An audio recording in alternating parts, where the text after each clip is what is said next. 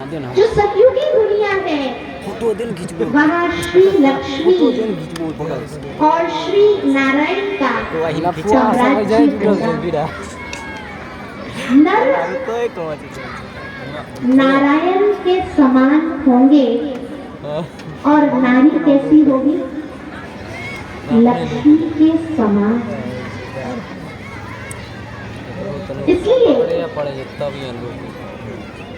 अगर हमको उनकी दुनिया में चलना है तो उनके जैसे गुणों को अपने जीवन में धारण करना होगा।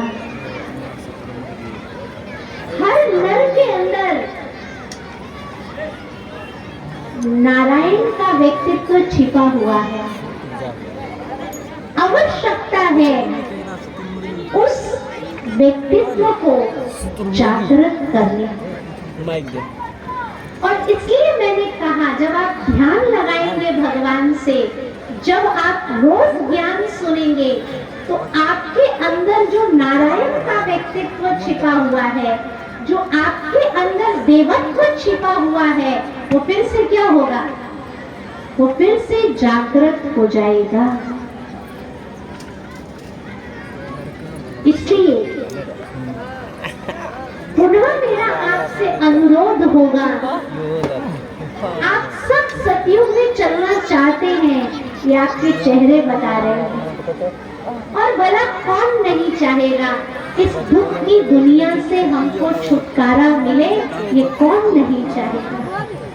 हम सब सुख की दुनिया में चलना चाहते हैं। तो जब तक हम पावन नहीं बनेंगे, शुद्ध नहीं बनेंगे, तब तक हमको श्री लक्ष्मी और श्री नारायण की दुनिया में जाने की अनुमति नहीं मिल सकती। कल मैंने आपको एक प्रस्ताव दिया था कि आप भगवान शिव की बारात में साथी बनकर जाएंगे या बाराती बनकर? तो आप सबने कहा था हम साथी बन के जाएंगे, बाराती बन के नहीं जाएंगे।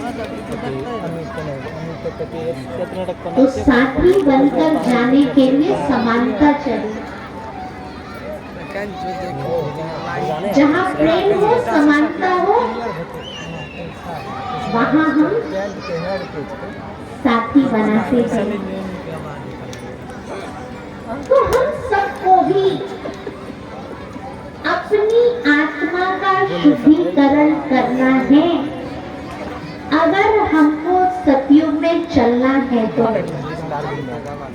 और आत्मा के शुद्धिकरण का एक ही उपाय है, वो है नित्य ज्ञान गंगा में डुबकी लगाना।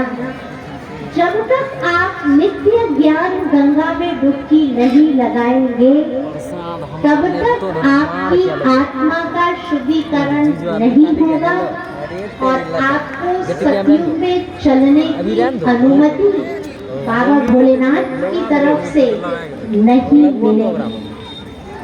तो अब बताइए, जो लोग सतयुग में चलने के लिए हाथ उठा रहे थे, क्या वो इस प्रस्ताव को भी स्वीकार करने के लिए तैयार है कि हम रोज 1 घंटा ज्ञान चर्चा में शामिल होंगे?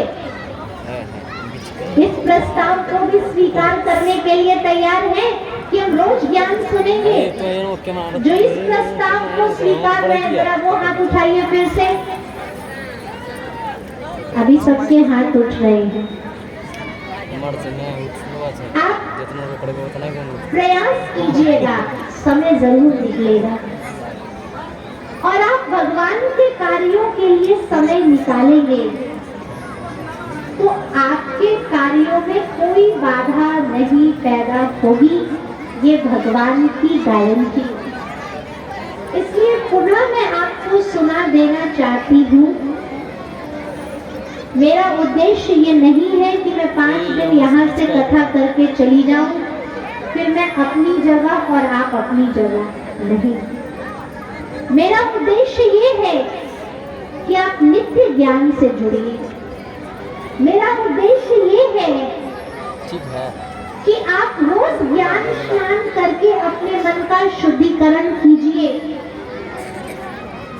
अगर आप में से कुछ लोगों ने भी अपने जीवन का ये नियम बना लिया कि मुझे रोज ज्ञान गंगा में डुबकी लगाना है, तो ही इस कथा का उद्देश्य सार्थक माना जाएगा। तो मैं पुनः आपको बता दे रही हूँ कि कल से जो आपके लिए ज्ञान चर्चा का आयोजन हुआ है, सुबह और शाम हमारा जो स्थानीय सेवा केंद्र है, रहीमपुर मोड़, जानकी चौक, बजरंगबली मंदिर से दक्षिण, सुबह 7 से 8:30 और शाम 5 से 6:30, ये 2 समय रखा गया है। किसी भी एक समय पर आकर के आप इस ज्ञान चर्चा में सम्मिलित हो सकते हैं। जिनको वो एड्रेस दूर पड़ेगा, उनके लिए यही काली मंदिर के प्रांगण में कन्हैया चौक में 2 से 3:30 बजे तक ज्ञान चर्चा का आयोजन रहेगा।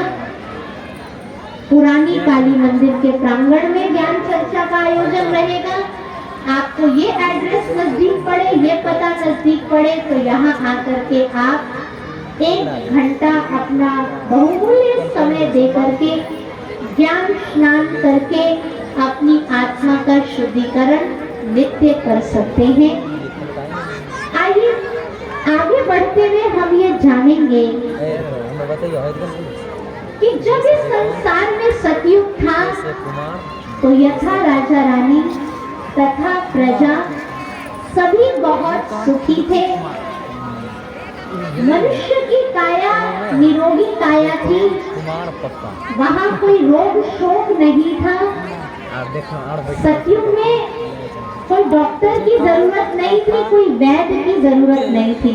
कभी आपने सुना कि हमारे देवी देवताएं बीमार पड़े और कोई डॉक्टर की जरूरत पड़ी? नहीं, वहाँ बीमारी थी ही नहीं। क्यों?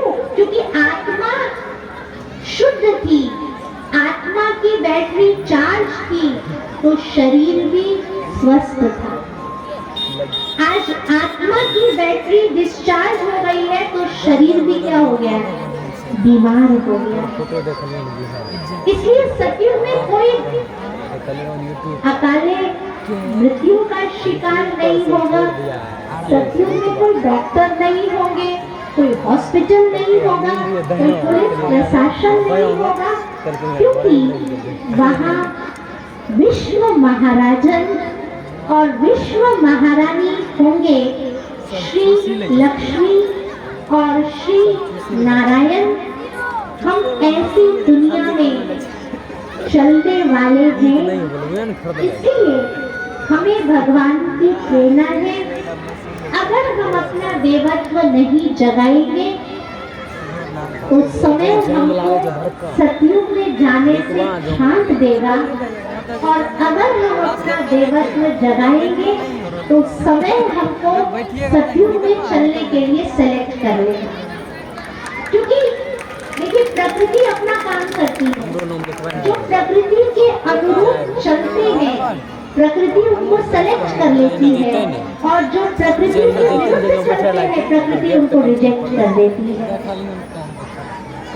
आज कलयुग है, तो कलयुगी चीजों को बढ़ावा मिल रहा है, और जब सतयुग आएगा तो सतयुगी चीजों को बढ़ावा मिलेगा। लेकिन इस कलयुग में रहते भी हमें सतयुग में चलने की तैयारी करनी है।